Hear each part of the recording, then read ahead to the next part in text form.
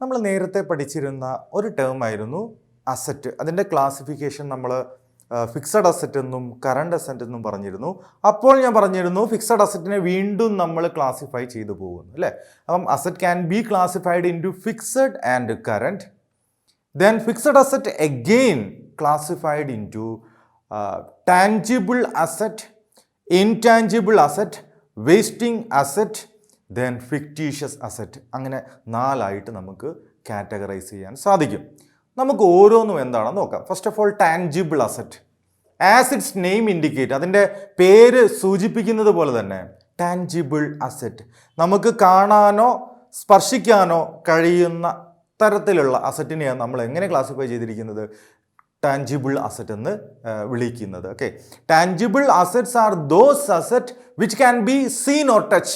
എനിക്കൊരു ബിൽഡിംഗ് എന്ന് പറയുന്നത് it can be seen and touch. എനിക്കതിനെ കാണാം, എനിക്കതിനെ സ്പർശിക്കാം. ഓക്കെ, അപ്പം ബിൽഡിംഗ് എന്താണ്? ഒരു ടാഞ്ചിബിൾ അസറ്റാണ്. ഒരു machinery it can be seen and touch. എനിക്കതിനെ കാണാം, സ്പർശിക്കാം. അതും എന്താണ്? ഒരു ടാഞ്ചിബിൾ അസറ്റാണ്. Then what about intangible asset? മറ്റൊരു ക്ലാസിഫിക്കേഷനാണ് ഇൻടാഞ്ചിബിൾ അസറ്റ്സ് എന്ന്. So intangible assets means intangible assets are those assets which cannot be seen or touched. എനിക്കതിനെ കാണാനോ അതിനെ സ്പർശിക്കാനോ സാധിക്കില്ല. അത്തരത്തിലുള്ള അസറ്റിനെയാണ് എന്ത് വിളിക്കുന്നത്? ഇൻടാഞ്ചിബിൾ അസറ്റ് എന്നുള്ളതുകൊണ്ട് ഉദ്ദേശിക്കുന്നത്. For example good will of A firm. അപ്പോൾ ഒരു കമ്പനിയുടെ ഗുഡ് വിൽ എന്താണ് എന്ന് ചോദിച്ചു കഴിഞ്ഞാൽ അതെനിക്ക് ഫീൽ ചെയ്യാൻ പറ്റും. ഓക്കെ, ഇൻടാഞ്ചിബിൾ അസറ്റിൻ്റെ പ്രത്യേകത it cannot be seen or touch. നമുക്കതിനെ കാണാൻ സാധിക്കില്ല, അതിനെ സ്പർശിക്കാൻ സാധിക്കില്ല, but we can feel it. നമുക്കത് ഫീൽ ചെയ്യും.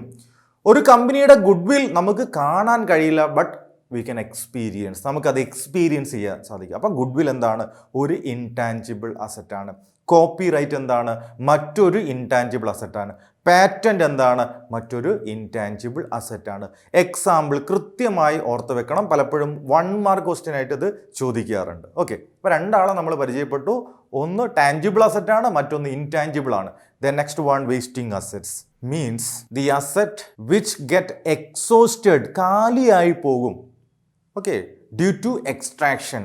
നമ്മൾ കാർന്നെടുക്കും തോറും അതിൻ്റെ അളവ് കുറഞ്ഞു പോകുന്നുവെങ്കിൽ അതിന് നമുക്ക് വേസ്റ്റിംഗ് അസറ്റ് എന്ന് വിളിക്കാം. എടുക്കും തോറും എന്ത് ചെയ്യുന്നു?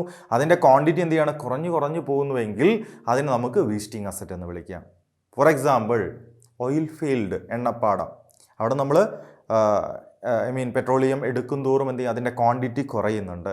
ദെൻ കോറീസ് അല്ലേ, നമ്മൾ അവിടെ നിന്ന് ഖനനം നടത്തും തോറും അതിൻ്റെ ക്വാണ്ടിറ്റി എന്ത് ചെയ്യുന്നുണ്ട്? കുറഞ്ഞു പോകുന്നുണ്ട്. അത്തരത്തിലുള്ള അസറ്റിനെയാണ് എന്ത് വിളിക്കുന്നത്? വേസ്റ്റിംഗ് അസറ്റ് എന്ന് വിളിക്കുന്നത്. Then finally we have fictitious asset. Okay, ഈ കോൺസെപ്റ്റ് കംപ്ലീറ്റ് ആയിട്ട് മനസ്സിലാക്കണമെങ്കിൽ നമ്മൾ ഗ്രാജുവലി മനസ്സിലാക്കുകയുള്ളൂ. ഓക്കെ, എന്നാലും അതിൻ്റെ ഒരു ചെറിയ മീനിങ് ഞാൻ പറയാം. എന്താണ് ഫിക്റ്റീഷ്യസ് അസറ്റ്സ് നമുക്ക് നോക്കാം. These are not real asset. ഇത് ശരിക്കും പറഞ്ഞാൽ അതെന്തല്ല? അസറ്റ് അല്ല. But it is treated as asset due to some technical requirement or legal requirement. ബിസിനസ്സിൻ്റെ അക്കൗണ്ടിങ് പർപ്പസിൻ്റെ ചില ടെക്നിക്കൽ റിക്വയർമെൻറ്റ് ഫുൾഫിൽ ചെയ്യുക എന്നുള്ള അർത്ഥത്തിൽ അതിനെ നമ്മൾ അസറ്റായിട്ട് ട്രീറ്റ് ചെയ്യുന്നു. ശരിക്കും പറഞ്ഞാൽ എന്തല്ല? That is not an asset, but it is treated as asset. അത്തരത്തിലുള്ള അസറ്റിനെയാണ് എന്ത് വിളിക്കുന്നത്? ഫിക്റ്റീഷ്യസ് അസറ്റ് എന്ന് വിളിക്കുന്നത്. അതുകൊണ്ട് തന്നെ അതിൻ്റെ എക്സാമ്പിൾസ് നമ്മൾ കൃത്യമായി ഓർത്ത് വെക്കണം. അതിലെ പ്രധാനപ്പെട്ട ചില എക്സാമ്പിൾസ് ആണ്. ഒന്ന്, പ്രിലിമിനറി എക്സ്പെൻസ് ഒരു ഫിക്റ്റീഷ്യസ് അസറ്റാണ്. ഓക്കെ, മറ്റൊന്ന് discount on issue of shares and debenture, അതൊരു ഫിക്റ്റീഷ്യസ് അസറ്റാണ്. മറ്റൊന്ന് profit and loss account, debit balance എന്ന് പറഞ്ഞാൽ ബിസിനസ്സിൻ്റെ ലോസ്, അതും നമ്മൾ എങ്ങനെ ട്രീറ്റ് ചെയ്യാറുണ്ട്? ഫിക്റ്റീഷ്യസ് അസറ്റായിട്ട് ട്രീറ്റ് ചെയ്യാറുണ്ട്. ഇതൊക്കെ കൂടുതലായിട്ട് ഇതിൻ്റെ അപ്ലിക്കേഷനാണ് കൂടുതലായിട്ട് നിങ്ങൾ മുന്നോട്ട് പ്രോബ്ലംസ് ഒക്കെ വർക്കൗട്ട് ചെയ്യുന്ന സമയത്ത് നമുക്ക് എക്സ്പീരിയൻസ് ചെയ്യാം.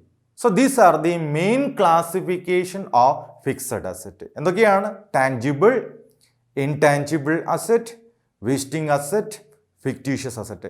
ഇത് പഠിച്ചു വെക്കാനുള്ള, ഇത് ഓർത്ത് വെക്കാനുള്ള ഏറ്റവും വലിയ ടെക്നിക്ക്, ഏറ്റവും ഇമ്പോർട്ടൻ്റ് ആയിട്ടുള്ള ടെക്നിക്ക് എന്ന് പറയുന്നത് അതിൻ്റെ എക്സാമ്പിൾസ് മനസ്സിലാക്കി കഴിഞ്ഞാൽ നമുക്കതിൻ്റെ മീനിങ് ഈസി ആയിട്ട് പറയാൻ സാധിക്കും. ഓക്കെ.